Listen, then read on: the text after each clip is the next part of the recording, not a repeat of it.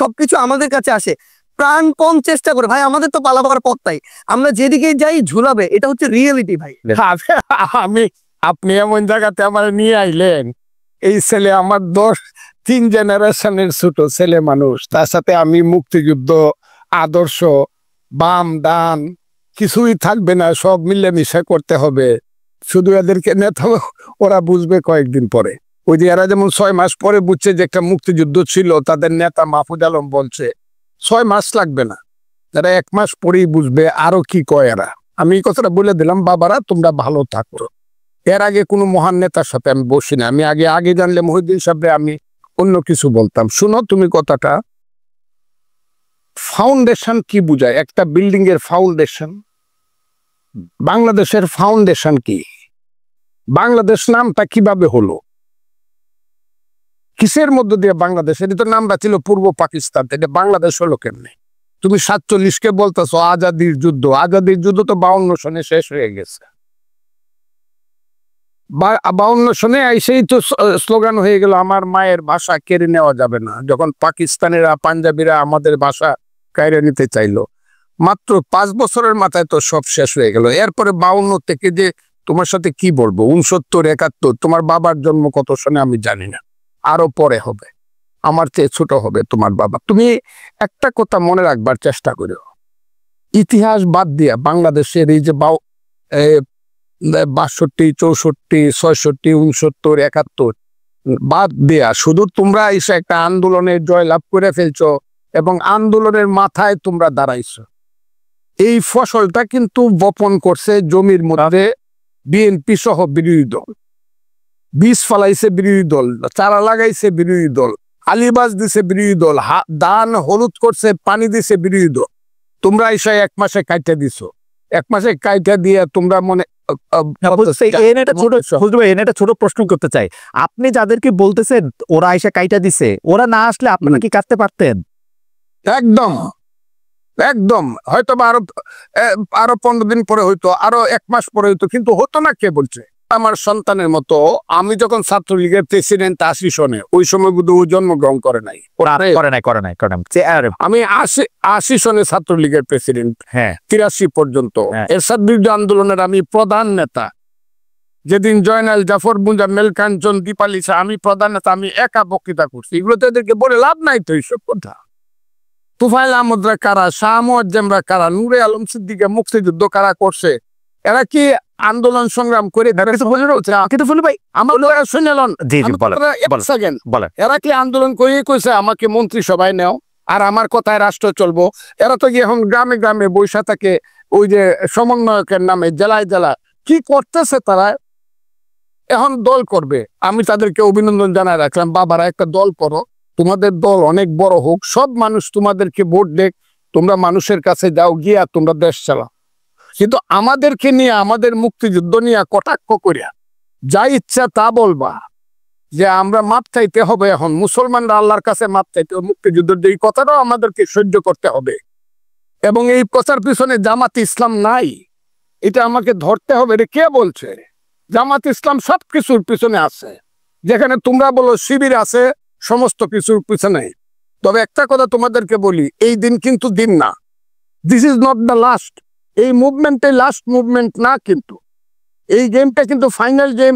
তোমরা যেটা বলতেছো may not be final game in the history, এটা সেমিফাইনাল, ফার্স্ট রাউন্ডও হইতে পারে না। কিন্তু আপনি কি ওদেরকে বেনিফিট অফ ডাউট দিবেন? ওরা তো প্রত্যাহার করলো, এবং কেউ তো আজকেও হান্নান মাসুদ ওই লেখার কথা আপনি বলতেছে, আজকেও হান্নান মাসুদ বলতেছে যে ও শাস্তি দাবি করে, যে লেখক এই লেখা লিখছে, ও দাবি করে যে এডিটর এটা দেখা দেখে নাই সেটা। এটা তো ওর অবস্থান, অনেকের অবস্থা। কার কাছে দাবি করে? জামাতের কাছে। শাস্তি কি জামাতের মতো একটা মেথডিক্যাল দল, একটা ক্যাডার ভিত্তিক দল তো 1 সেকেন্ড লাগে শাস্তি নিতে। জামাতের নিচে এতদিন হয়েছে, আপনি তো নিচে না নেই তো। বরং জামাত শিবিরের সেক্রেটারি যে, আমি আপনাকে কি বলবো না ফজলু ভাই, প্রতি যে মানে আমি হেলালের সাথে তর্ক করছে, আইদুল বাড়ি হেলালের সাথে, মুক্তিযুদ্ধ যে সঠিক ছিল না, এটা কি ছিল, এইসব কুকথা আকথা বা ওই যে কুযুক্তি, আমি তো এই ছেলেদের সাথে আলাপ করতে না না, আপনি ছেলেদের সাথে আলাপ করেন, আপনার কথা বাংলাদেশের সবাই শুনতেছে, এই মুহূর্তে 13,000 জনের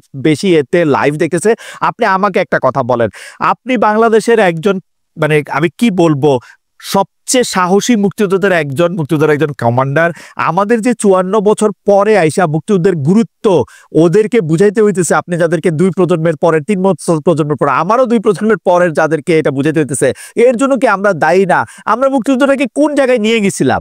আমরা সব জায়গায় দায়ী। 54 বছরের মুক্তিযুদ্ধকে সবাই দলো। আপনি আমার ওই বক্তব্য শুনবেন। জি, আমি আমার সন্তানকে বলবো, ওই যে আমি বলছি যে প্রথম দিন থেকেই মুক্তিযুদ্ধের ট্রেনটা ভুল লাইনে উঠছিল, শুনছেন আপনি আমার এই বক্তব্যটা? এটা আমি কারে বলছি? আমার একটা আফসোস কি জানেন, যেই কথা আপনি ধরেন 1972, 73, 74 সালে আপনি বলতেছেন, 30 বছর 35 বছরের একটা দুর্দণ্ড প্রতাপশালী যুবক, সেই কথাই যখন আবার ওরা বলে, ওর কাছাকাছি কথা বললে আপনি এটা সহ্য করতে পারতেছেন না, এটার কারণটা কি? না, ওরা তো মুক্তিযুদ্ধটাকে মাকে অস্বীকার করে। মাকে যে অস্বীকার করে সে সন্তান না। আমি তো মাকে অস্বীকার করি না। আমি বলি আমার মাকে ভুল পথে নেওয়া হয়েছে, আমি বলি সেইটা। আমি তো মাকে অস্বীকার করি না, তো মা অস্বীকার করে। তাই নাকি? মুক্তিযুদ্ধ তো অস্বীকার করে না। আমি বলি মুক্তিযুদ্ধের ট্রেনটাকে ভুল পথে চালানো, আমি বলি তো সেইটা। শুধু ট্রেন ভুল পথে চালানো, তাম কইরা, মানে শোষণ, জনতোষণ, মুক্তিযুদ্ধের নাম করে লাভ হয়েছে। ওই যে ছেলে এখন কথা বলতেছে, হ্যাঁ, ইউনিভার্সিটিতে পড়ে বা অনেক সুন্দর সুন্দর কথা বলে, এরা কথা বলে মুক্তিযুদ্ধ না হইলে ভুল ত্রুটি যত কিছু 54 বছর বলেন, বাঙালির সন্তান কিন্তু জেনারেল জেনারেল ওয়াকারুজ্জামান হইতো না। বাঙালির সন্তান কিন্তু সিনিয়র সচিব হইতো না। বাঙালির এই দেশে আদমজি, ইস্পাহানি, দাউদ, বাওয়ানির সাইকেলের গাড়ি দেখতাম, তার নাতিদের গাড়ি। আমাদের সেই ছেলে যে এখন ওদের যে নেতা হাসনাত আব্দুল্লাহ, আমি তাকে ধন্যবাদ দিবসে বলছি, আমি 4 কোটি টাকা দামের গাড়ি দৌড়াই। 4 কোটি টাকার গাড়ি বাঙালি ছেলেদের থাকতো না। আদমজির নাতি রোলস রয়েস গাড়ি আমাদের দেখতে হতো। আমার মুক্তিযুদ্ধ হয়েছে বলেই বাঙালি বলতে পারে 36,000 কোটি টাকা চুরি করার মতো সুবিধা হয়েছে। না হইলে দাঁড়ায় দাঁড়ায় দেখতে হইতো পাঞ্জাবিরা কি করে দেশ লুট করে, আর আমাদের মেয়েদেরকে নিয়ে গিয়ে সুন্দর সুন্দর বাগনা বানা আবার জানতে হইতো। মুক্তিযুদ্ধ সবটা খারাপ এই কথাটা আমি বলবো না। আমার মনে হয় যে ভুল হয়েছে, কিন্তু মুক্তিযুদ্ধ সবটা খারাপ। মুক্তিযুদ্ধ হওয়ার ফলেই বাংলাদেশ নামে একটা দেশ হয়েছে, বাঙালি জাতির একটা রাষ্ট্র হয়েছে। বাস দ্যাটস অল। আমি আপনাকে শেষবারের মতো আসবো 1 মিনিটের একটা প্রশ্ন করার জন্য। সেই প্রশ্নটা হচ্ছে এরকম যে আপনি বাংলাদেশের রাজনীতির, যেটা আমি প্রথমেই করেছিলাম, যে 54 বছরের মধ্যে কোন সময়টা বাংলাদেশ রাষ্ট্র হিসাবে মুক্তিযুদ্ধের আদর্শে পরিচালিত হয়েছে বলে আপনি মনে করেন? আমি বলতো সেটা শুধু ট্রেন ভুল পথে চালানো, তাম কইরা, মানে শোষণ, জনতোষণ, মুক্তিযুদ্ধের নাম করে লাভ হয়েছে। ওই যে ছেলে এখন কথা বলতেছে, হ্যাঁ, ইউনিভার্সিটিতে পড়ে বা অনেক সুন্দর সুন্দর কথা বলে, এরা কথা বলে মুক্তিযুদ্ধ না হইলে ভুল ত্রুটি যত কিছু 54 বছর বলেন, বাঙালির সন্তান কিন্তু জেনারেল ওয়াকারুজ্জামান হইতো না। বাঙালির সন্তান কিন্তু সিনিয়র সচিব হইতো না। বাঙালির এই দেশে আদমজি, ইস্পাহানি, দাউদ, বাওয়ানির সাইকেলের গাড়ি দেখতাম, তার নাতিদের গাড়ি। আমাদের সেই ছেলে যে এখন ওদের যে নেতা হাসনাত আব্দুল্লাহ, আমি তাকে ধন্যবাদ দিবসে বলছি, আমি 4 কোটি টাকা দামের গাড়ি দৌড়াই। 4 কোটি টাকার গাড়ি বাঙালি ছেলেদের থাকতো না। আদমজির নাতি রোলস রয়েস গাড়ি আমাদের দেখতে হতো। আমার মুক্তিযুদ্ধ হয়েছে বলেই বাঙালি বলতে পারে 36,000 কোটি টাকা চুরি করার মতো সুবিধা হয়েছে। না হইলে দাঁড়ায় দাঁড়ায় দেখতে হইতো পাঞ্জাবিরা কি করে দেশ লুট করে, আর আমাদের মেয়েদেরকে নিয়ে গিয়ে সুন্দর সুন্দর বাগনা বানা আবার জানতে হইতো। আর মুক্তিযুদ্ধ সবটা খারাপ এই কথাটা আমি বলবো না। আমার মনে হয় যে ভুল হয়েছে, কিন্তু মুক্তিযুদ্ধ সবটা খারাপ। মুক্তিযুদ্ধ হওয়ার ফলেই বাংলাদেশ নামে একটা দেশ হয়েছে, বাঙালি জাতির একটা রাষ্ট্র হয়েছে। বাস দ্যাটস অল। আমি আপনাকে শেষবারের মতো আসবো 1 মিনিটের একটা প্রশ্ন করার জন্য। সেই প্রশ্নটা হচ্ছে এরকম যে আপনি বাংলাদেশের রাজনীতির, যেটা আমি প্রথমেই করেছিলাম, যে 54 বছরের মধ্যে কোন সময়টা বাংলাদেশ রাষ্ট্র হিসাবে মুক্তিযুদ্ধের আদর্শে পরিচালিত হয়েছে বলে আপনি মনে করেন? সেই সময়টা হলো 10 এপ্রিল থেকে 16 ডিসেম্বর 1972 সন। মানে মোটামুটি ভাবে, হ্যাঁ, 10 এপ্রিল 1971 সাল থেকে 10 এপ্রিল 1971 সাল থেকে 71 না, 10 এপ্রিল 1972।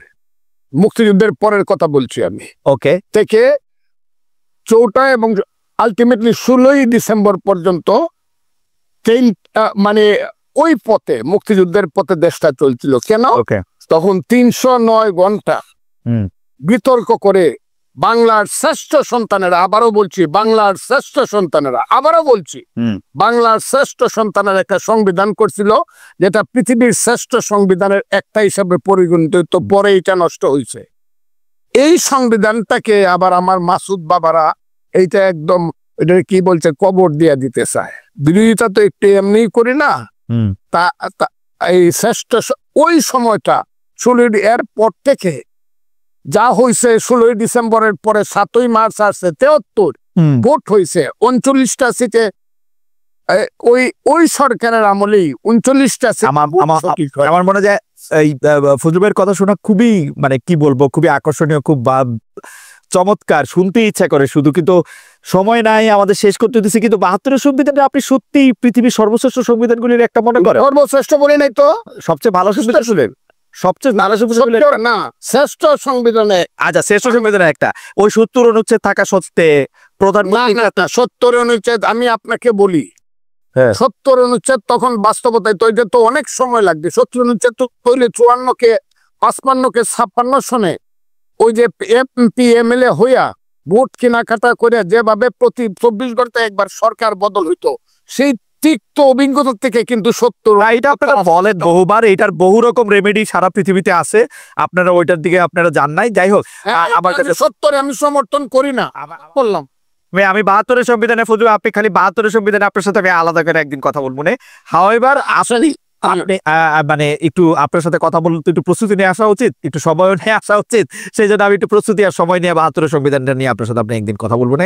কিন্তু ফজলু ভাই একদম চমৎকার ভাবে বলছেন যে উনি মনে করেন বাংলাদেশ মুক্তিযুদ্ধের চেতনার পথে ছিল হচ্ছে 1972 সালের 10ই এপ্রিল থেকে 4ঠা ডিসেম্বর পর্যন্ত, অর্থাৎ যতক্ষণ পর্যন্ত গণপরিষদ 16 ডিসেম্বর হতো, 4টা নভেম্বর, হ্যাঁ 16 আপনি 16 ডিসেম্বর পর্যন্ত মনে করতেছেন, তাই তো? বলছি কারণ 16 ডিসেম্বরে গিয়ে এটা কার্যকরী ওকে, 16 ডিসেম্বর পর্যন্ত কার্যকরী হচ্ছে, আর বাকি সময়টার ক্ষেত্রে তিনি সেটা মনে করেন না। আমরা একটু প্রশ্নটা একটু এক্সটেন্ড করি। আপনারা যে রাজনীতির মধ্যে দিয়ে যাইতেছেন, আমি বাংলাদেশের এই রাজনীতি দিয়া গত 30-32 বছর যতদিন পর্যন্ত এগুলো আমি অবজার্ভ করি, দেখছি যে আওয়ামী বিএনপি যে পথে হাঁটতেছে আপনারা এই একই পথেই হাঁটতেছেন, ওইটারই আপনার রাজনীতি মনে করছেন। গিয়ে এলাকার মানুষে বলবেন ব্রিজ বানায় দিবেন, রাস্তা বানায় দিবেন, কাউরে আপনি টাকা দিবেন, টেন্ডার দিবেন, সাহায্য দিবেন, কারো থেকে চাঁদা নিবেন, কাউরে চাঁদা দিবেন, একই সিস্টেম তো, মানে আপনার তো আলাদা কিছু হইলেন না। ভাই ভাই শোনেন, একটা জিনিস আপনাকে বলি, সবচেয়ে বড় কথাটা হচ্ছে আমি আপনার এক কথার সাথে সম্পূর্ণ দ্বিমত করি, এবং এই কথাটা আমার কাছে মনে হয়েছে খুবই জেনারেলাইজড একটা কথা।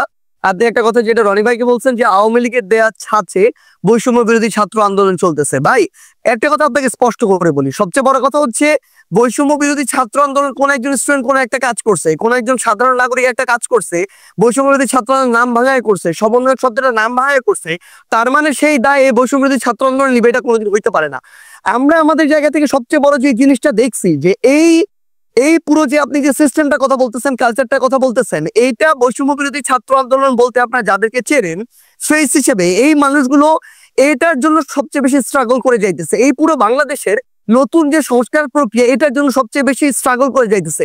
কোন জায়গাটা থেকে আসলে এই যে বাংলাদেশে বিগত 16 বছরে এই যে একটা কালচার এস্টাবলিশ করে দেওয়া হয়েছে, মানুষের রন্ধ্রে রন্ধ্রে এই যে বিভিন্ন তোষামোদি কালপ্রিটগিরি বিহেভিয়ার গুলো ঢুকে গেছে, এই যে বিভিন্ন রকম অপকর্মের সাথে জড়িত হওয়ার প্রবণতা ঢুকে গেছে, ব্যক্তি স্বার্থ এই যে চিন্তা করার যে প্রবণতা ঢুকে গেছে, মানুষ সামগ্রিক ভাবে কালেকটিভলি এই জায়গাটা থেকে এখন বের হইতে পারতেছে না।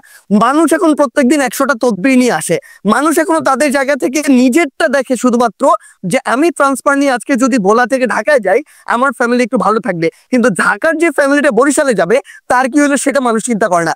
আপনি যদি আজকে দেখেন এই পুরো বাংলাদেশের যে রাজনৈতিক দলগুলো, এই দলগুলো বিগত অর্ধ শতাব্দী ধরে যেই পলিটিক্যাল কালচারটা প্র্যাকটিস করে আজকের এই অবস্থানে আসছে, এই অভ্যুত্থানের পরও ওই পলিটিক্যাল কালচার থেকে ওই পলিটিক্যাল দলগুলো বের হইতে পারে নাই, তারা একদম দিক নেতৃবৃন্দ বের হইতে।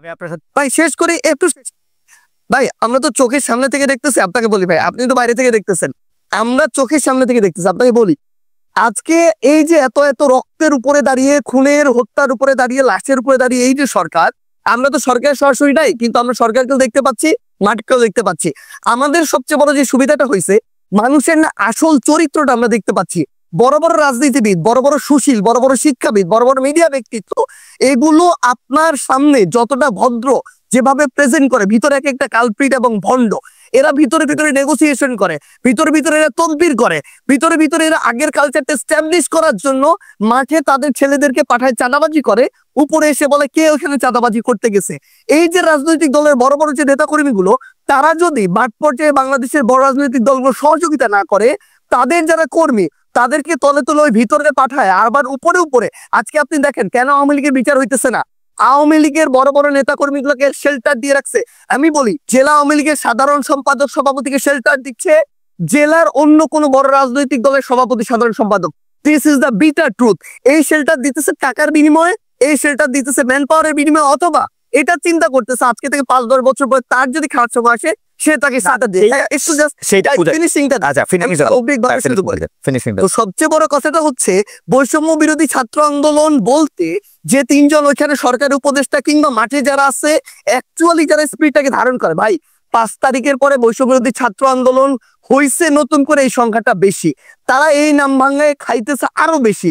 এবং এই মানুষগুলো থেকে শুরু করে অন্যান্য যারা আছে, তারা যদি তাদের জায়গা থেকে যেটুকু সহযোগিতা করা দরকার, এরা শেখ হাসিনার বিরুদ্ধে যেভাবে সহযোগিতা করছে, ওই সহযোগিতা যদি থাকতো বাংলাদেশ 6 মাসে প্রত্যাশার চেয়ে বেশি পরিবর্তন হইতো। কিন্তু সবচেয়ে বড় সমস্যা হচ্ছে আমরা তো সামনে থেকে ওইখানে থেকে ফেসটা পরিচিত হয়ে যাওয়ার কারণে সবকিছু আমাদের কাছে আসে, প্রাণপণ চেষ্টা করে। ভাই আমাদের তো পালাবার পথ তাই, আমরা যেদিকে যাই ঝুলাবে, এটা হচ্ছে রিয়েলিটি ভাই। সামগ্রিক যে স্টেক হোল্ডার গুলো, এগুলো তো বিগত কালচার গুলোর সাথে অতপ্রতভাবে জড়িত এবং সহযোগী। এরা যদি এই কালচার থেকে বের না হয়, বৈষম্য বিরোধী ছাত্র আন্দোলন বলতে যাদেরকে চেনেন বা যারা আছে, তারা তাদের জায়গা থেকে যতটুকুই কাজ কেন ওই কাজগুলো আওয়ামী লীগের মতো করে হয়ে যাচ্ছে। আপনারা তদবির করতেছেন তো, বিভিন্ন জায়গায় আপনারা তদবির করতেছেন না? আসতেছে আপনার কাছে ভাই, ভাই আসতেছে 100টা, হ্যাঁ করতেছি না ভাই। আপনি একটা রেফারেন্স বের করে দেখাবেন যে এই তদবিরটা করছি। এবং যদি কোনো একটা ক্ষেত্রে ভাই বলি, ধরেন কোন একটা জেলার ডিসি ওই জায়গায় গিয়ে এখনো রাজনৈতিক দলের তোষামোদি করতেছে, জনগণের চিন্তা না করে নির্দিষ্ট কিছু মানুষের এজেন্ডা বাস্তবায়ন করতেছে, ওই এলাকার মানুষ, জনগণ, ছাত্র প্রতিনিধি সবাই একসাথে এসে যখন বলে, তখন এই দাবিটা তুলছি। কিন্তু আপনি এটা যখন জনগণের ক্ষেত্রে হবে, দেশের স্বার্থ হবে, তখন আমরা আমাদের জায়গা থেকে দাবি তুলবো। আপনি এটা একটা এক্সাম্পল দেখাবেন। আমি দেখাবো সাজেস, আমি একটা এক্সাম্পল দেখাবো, একটা এক্সাম্পল দেখা, অবশ্যই আমার একটা এক্সাম্পল হ্যাঁ আপনারই দেখায়। আমার এটা বলতে মানে এটা খুব ইচ্ছা ছিল না, কিন্তু যাই হোক একজন জুডিশিয়ারির একজন খুব উঁচু পদের কর্মকর্তা আমাকে জানিয়েছেন, আমি বলি।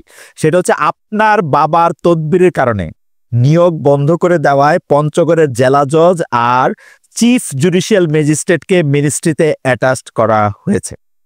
ভাই শোনেন একটা কথা বলি, মানে এই যে এটার চেয়ে বড় প্রোপাগান্ডা। এবং আপনি শোনেন জাস্ট একটা এক্সাম্পল, পুরো পঞ্চগড় জেলার যত মানুষ আছে তাদেরকে জিজ্ঞাসা করবেন, পুরো পঞ্চগড় জেলার বৈষম্য বিরোধী ছাত্র আন্দোলন আছে তাদেরকে জিজ্ঞাসা করবেন, পুরো পঞ্চগড় জেলার বৈষম্য বিরোধী ছাত্র আন্দোলন পুরো জেলা কোর্ট থেকে শুরু করে এভরিথিং ব্লক করে রাখছিল শুধু একটা কারণে, এই জেলা জজ এবং চিফ জুডিশিয়াল ম্যাজিস্ট্রেট তারা তাদের জায়গা থেকে একটা নিয়োগ প্রক্রিয়ার পরীক্ষার আগেই তারা বিভিন্ন জায়গায় ম্যান সেট করে রাখছিল। এবং ওইখানে যারা পরীক্ষার্থী ছিল তাদের প্রতিবাদের মুখে পড়ে তারা পরীক্ষাটা পর্যন্ত বন্ধ করে দিতে বাধ্য হয়। এবং সবচেয়ে মজার বিষয় হচ্ছে, একটু অ্যাড করি ভাই, সবচেয়ে মজার বিষয় হচ্ছে ওইখানে অ্যাপ্লাই করেছিল মনে করেন 2000 স্টুডেন্ট, তারা তাদের মতো করে বিভিন্ন এক্সকিউজ দিয়ে প্রায় অর্ধেক স্টুডেন্টকে পরীক্ষা দিতেই দেয় না, বাকিদেরকে দিয়েছিল। এবং এরপর এটা পর্যন্ত রেফারেন্স ওই স্টুডেন্টদের পরীক্ষার্থীদের কাছে চলে গিয়েছিল, বিভিন্ন পলিটিক্যাল দল তাদের জায়গা থেকে লিস্ট পাঠিয়েছিল। এবং এই যে চিফ জুডিশিয়াল ম্যাজিস্ট্রেট এবং জেলা জজ যিনি রয়েছেন, তারা বিগত সময়ে আওয়ামী লীগের সময়ে তারা ওই সময় যে আইন এবং বিচার মন্ত্রণালয়ের যিনি মন্ত্রী ছিলেন তার লিস্ট দেখে দেখে পঞ্চগড়ে নিয়োগ দিয়েছে। এই অভিযোগগুলো এক করে পুরো পঞ্চগড় জেলার ওই পরীক্ষা যারা পরীক্ষার্থী তারা রাজপথে নেমেছিল, মানুষ নেমেছিল, বৈষম্যবিরোধী ছাত্র আন্দোলন নেমেছিল। কোন সিঙ্গেল একজন পার্সন যদি এটা বলতে পারে, ভাই আমিও বলতে পারি, খালেদ মহিউদ্দিন ভাই বিগত সময়ে এরকম অনেক কঠিন কঠিন টকশো করেছেন, কিন্তু তারপরও আওয়ামী লীগের বিরুদ্ধে কঠোর হন নাই। সাপোজ এটা এরকম আসতেছে, এই জন্য ভাই 100 কোটি টাকা পেয়েছিলেন, এটা আমি বললাম, কিন্তু এটা কোনদিন সত্য হইতে পারে না। আপনি সিঙ্গেল এরকম একটা দেখাবেন যে কেউ একজন বলবে যে আমাদের একটা রেফারেন্স ওই জায়গায় গিয়েছিল, যে কারণে আমরা এটা বাধা চাপ। প্রথম কথা যে আপনারা এটা খুব ভালো জানেন, আপনারা কিন্তু রাজনৈতিক আন্দোলন করেন নাই রে ভাই, আপনারা কিন্তু রাজনৈতিক আন্দোলন করেন নাই, আপনারা চাকরি আন্দোলন করছেন না। আপনার কাছে অভিযোগ আসছে, তারপর আপনি এটা সমাধান করলেন, ব্যাপারটা কিরকম? না না না, আমার কাছে অভিযোগ কেন আসবে? আমার কাছে কোনো অভিযোগই আসে নাই। হ্যাঁ। আমরা আমাদের জায়গা থেকে যে জিনিসটা দেখেছিলাম যে যখন পঞ্চগড় জেলার বৈষম্যবিরোধী ছাত্র আন্দোলন এই একটা মানে আগে থেকেই ঠিক করা নিয়োগ প্রক্রিয়ায় যাচ্ছিলাম, তাদের আগের রেকর্ড গুলো এরকম যে বিভিন্ন রেফারেন্সে, বিভিন্ন সুপারিশে এবং অর্থ লেনদেনের মধ্য দিয়ে তারা নিয়োগ দিয়েছে।